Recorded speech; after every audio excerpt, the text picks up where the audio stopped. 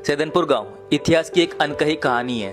ऐसी कहानी जो रंगीन धागों के ताने और बाने में बनी और हथकरघों में बुनी इस तेज रफ्तार आधुनिक दौर में अपनी पहचान कायम रखने का संघर्ष कर रही है। सैदनपुर की हिस्ट्री जो है वो तो बहुत पुरानी है। उस वक्त की है जब अंग्रेज़ों का यहाँ दौर शुरू हुआ तो जाहिर है कि जगह जगह अंग्रेज़ों की मुखालिफत होती थी और लोग जो हैं वो नहीं चाहते थे कि ये इस तरह से हमारे यहाँ कब्जा कर सके। तो उस वक्त सैदनपुर में मौलवियों का ख़ानदान एक था जो बहुत ही जाना माना ख़ानदान था और पूरे सैदनपुर के ऊपर उन्हीं लोगों की हुकूमत थी।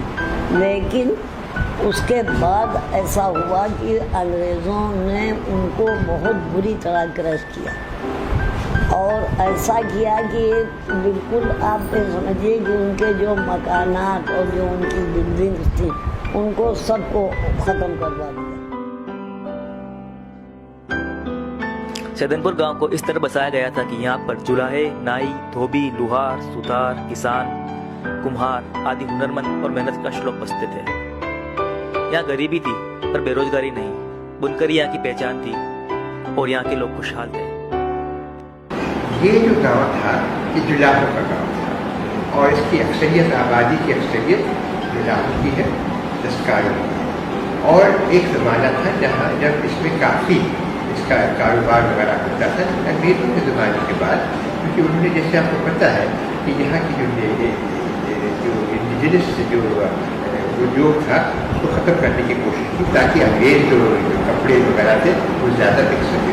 उसके ज़माने में ये थोड़ा सा कम हो गया था। अंग्रेजों के समय यह बुनकरी का काम लगभग बर्बाद हो चुका था, लेकिन आज़ादी के बाद परिस्थितियां बदली और यहाँ के बुनकरों को फिर से काम मिलना शुरू हुआ।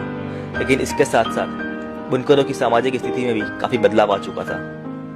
अरे अब तो बहुत बदलाव आ गया। अगर बुनकर का मतलब वही रहा, बुनकर हो नीचे तो अब दूसरे रोजगार दूसरे से मतलब काम हम लोग कर रहे हैं, जो दे वही से निकालना चल रहा है।